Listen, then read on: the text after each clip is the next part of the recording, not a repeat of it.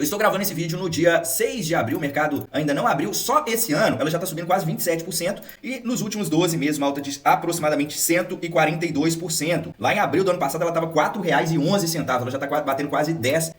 Deixa aqui nos comentários se você tem JHSF em carteira, o que você acha da empresa. A JHSF é uma empresa do setor de construção civil que atua em São Paulo, voltada para o público de alta renda. Diferente das outras construtoras, ela não atua somente com a incorporação de imóveis, ela também tem operação de shoppings, hotéis, restaurantes e até mesmo um aeroporto. Então ela não depende só da renda da incorporação, ela tem uma renda recorrente que vem dessas outras operações, mas o principal, onde que gera mais resultado para ela, continua sendo a incorporação de imóveis. Então ela é como se fosse uma construtora misturada, entre aspas, com um fundo imobiliário. A parte interessante disso é que ela tem essa recorrência, de renda que pode diminuir a volatilidade da empresa. Bom, vamos entrar aqui nos destaques financeiros. O resultado, ele veio muito forte, só que tem um ponto aqui que você precisa se atentar, tá? Na verdade, 2 pontos. Vamos lá. Quarto trimestre de 2025, tá? Contra quarto trimestre de 2024. Repara que a receita, já vou entrar aqui na receita líquida, ela cresceu 278%. Isso aqui é um aumento, assim, monstruoso, tá? Um aumento muito forte. Olha só, saiu de 545 milhões de receita para 2 bilhões. Isso aqui é uma porrada gigantesca. Se a gente pegar o lucro bruto, cresceu 308%. Além dela conseguir crescer muito a receita, ela cresceu com uma margem maior. A margem saiu de 59,2%, a margem bruta, que desconta o custo dos produtos vendidos, e foi para quase 64% de margem bruta. Isso aqui é absurdo, tá? Crescimento com margem é coisa linda. As despesas também aumentaram, Teve aumento aqui nas despesas, etc. Quando a gente pega o resultado operacional, que é o EBIT da empresa, o EBIT aumentou 126%, saindo de 508 para 1,1 bilhão. O lucro líquido saiu de 410 milhões para 978 milhões, uma alta de 138%. Então aqui não tem o que falar, O resultado excelente da empresa. Repare que ela perdeu margem líquida, isso aqui não é algo que a gente precisa preocupar, tá? Porque o principal que é a margem bruta que a gente tem que estar acompanhando dentro do negócio. A margem líquida da JHSF, ela sofre distorção devido ao quê? Isso aqui é uma linha que você precisa acompanhar, tá? A apreciação das PPIs. O que é isso, a apreciação das PPIs? Esses ativos que ela tem são ativos que geram renda recorrente, shoppings, restaurantes, etc.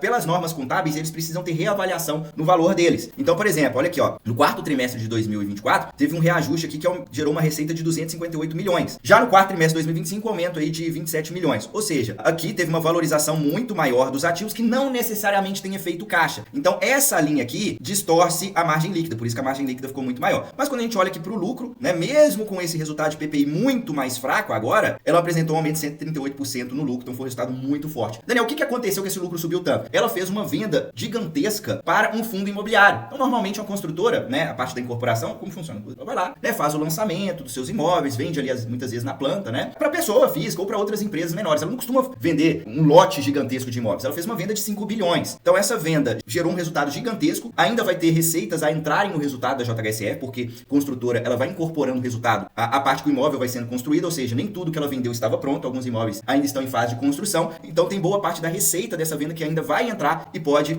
continuar melhorando os próximos resultados aí da empresa. Quando a gente pega no ano, ano contra ano, 2024 contra 2025, 111% de aumento na receita, o EBITDA ajustado, 144%. Esse EBITDA ajustado, ele tira, inclusive, é bom falar que ele tira o efeito das PPIs. Então, repare que o EBITDA ajustado, ele foi em 316% de aumento, muito maior que o EBITDA normal. Até uma métrica muito importante, tá? Eu diria que o EBITDA ajustado, principal métrica, junto com o lucro líquido para você analisar aqui da JHSF. E o lucro líquido, 116%, resultado sensacional. Ponto de atenção como ela vendeu muito, ela vai ter que repor esses estoques, Tem que fazer novos lançamentos, às vezes aumentar ali o banco de terrenos. Então, é algo que a gente tem que acompanhar para os próximos trimestres, mas no momento ela está muito bem capitalizada e vai entrar bastante resultado aí para os próximos trimestres. Bom, agora eu vou entrar nos principais indicadores da JHSF, lembrando aqui que não tem regra fixa, mas eu passo um parâmetro e também sempre trago os indicadores mais adequados para aquela empresa que eu estou analisando, para ficar mais fácil de você entender a análise. E se você está meio perdido, não sabe direito como analisar uma ação, sua carteira está meio que um Frankenstein toda aleatória, eu vou te convidar para o meu programa de consultoria. Dentro desse programa, eu vou estruturar para você uma carteira totalmente personalizada e a única coisa que você vai precisar fazer é copiar e colar essa carteira. Para participar, é só você clicar no primeiro link na descrição desse vídeo e entrar em contato via WhatsApp para mais informações. Também vou deixar um QR Code na tela e nos comentários o link, beleza? Então vamos lá, cotação 2/4/994, 6,7 bilhões de valor de mercado. Então hoje eu já nem considero mais uma empresa pequena de tanto que ela cresceu, mas ainda é um case que tem muito espaço para continuar crescendo, tá? Empresa de pequena para média. Dívida líquida de 0,2. Essa dívida agora eu deixei em azul, por quê? Porque a dívida ficou baixa,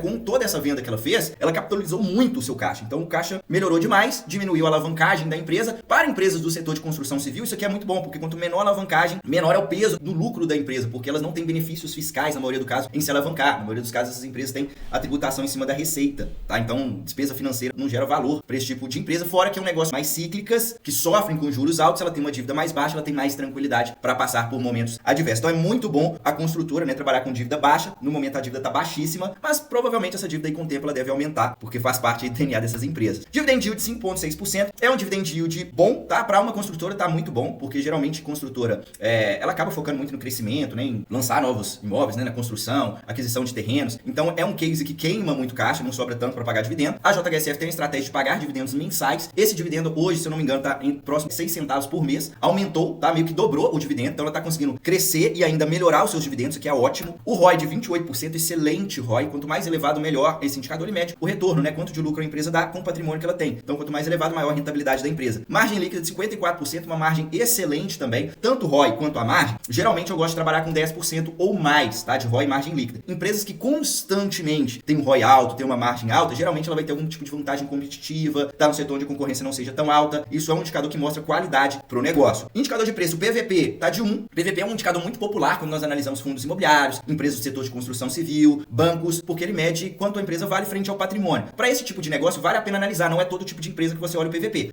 Quer dizer que hoje ela vale na bolsa o mesmo tanto que ela tem de patrimônio. Então é como se ela tivesse um preço justo ali relacionado ao seu patrimônio. Indicador de preço que é o PL, 3,6 vezes o lucro dos últimos 12 meses. Olhando para esse indicador, as ações ainda estão muito baratas. Pô, Daniel, subiu mais de 100%, você ainda tá falando que tá barato? Sim, tá muito barato, porque vale ressaltar que não é toda hora que ela vai fazer uma venda gigante do jeito que ela fez, né, no quarto trimestre, mas considerando o resultado atual, ela está muito barata. Isso vai entrar mais resultado ainda nos próximos trimestres, provavelmente, mas uma hora ou outra isso também vai desacelerar. Então você tem que tomar cuidado com isso, tá? Mas no momento ela tá muito barata, considera até 15 vezes o lucro, nem caro nem barato. Quanto mais abaixo de 15, mais baratas as ações. 3,6, não tem muito o que dizer, né? Ridiculamente barata. Olhando a história de lucros e cotações, repara que ela chegou a dar prejuízo aqui, depois o lucro subiu muito, depois o lucro despencou, depois o lucro subiu demais e agora explodiu, né? Olha a explosão aqui no lucro. Então assim, é um negócio que é cíclico, né? Se você for investir, tem que estar ciente disso. Repara também que o dividendo tinha aumentado bastante, depois ela deu uma segurada nos dividendos, agora o lucro aumentou muito, o dividendo ela tá segurando, ou seja, ela tem capacidade de pagar muito mais dividendos, não tá pagando, e é interessante ela, primeiro ela vê ali essa parte de estoque, etc, e aí se sobrar uma gordura, ela pode pagar um dividendo adicional, né? Então hoje ela tem espaço para pagar muito mais dividendos, esse dividendo hoje está perto de 6, poderia ser muito maior, mas a empresa ela tem que ser conservadora, porque ela vai ter que fazer um movimento ali de recomposição de estoque, beleza? Olhando a história de cotações, lá atrás R$5, hoje ali próximo de 10, não foi um grande retorno para quem comprou e segurou, então que já fica uma sacada para você, né? Olha aqui, ó, que ela saiu de 6 e bateu menos de 2, aí depois de menos de 2 bateu quase 6 de novo, depois foi para menos de 2, aí depois mais de 6, é um ativo bem cíclico, e o fato dela ser menor tem muita volatilidade, então não é aquele ativo que você fica só comprando e segurando, que às vezes você vai ter que fazer algum movimento de venda, às vezes, né, ter que vender para rebalancear sua carteira, ser um pouco mais agressivo na baixa, contando que a empresa esteja saudável, então é um ativo que requer uma gestão mais ativa e você precisa ter mais feeling para poder investir. Agora eu vou entrar no histórico dos resultados da JHSF desde 2015 até consolidados, os últimos 12 meses, e vou deixar aqui a minha opinião sincera sobre a empresa. Então vamos lá, a receita saiu de 631 milhões para 3,4, quase 3,5 bilhão, batendo recorde, EBITDA de 477 milhões para 2 bilhões e meio, batendo recorde. O lucro líquido sai de 108 milhões para quase 1,9 bilhão, tá batendo quase 2 bilhões aqui já de lucro. Repara que a receita mais do que dobrou, frente a uma base forte. Se a gente pegar aqui, ó, o ano de 2024 foi o melhor ano operacional da empresa, o melhor EBITDA da história da empresa. Ela quase que dobrou esse EBITDA. Se a gente pegar o EBITDA desconsiderando os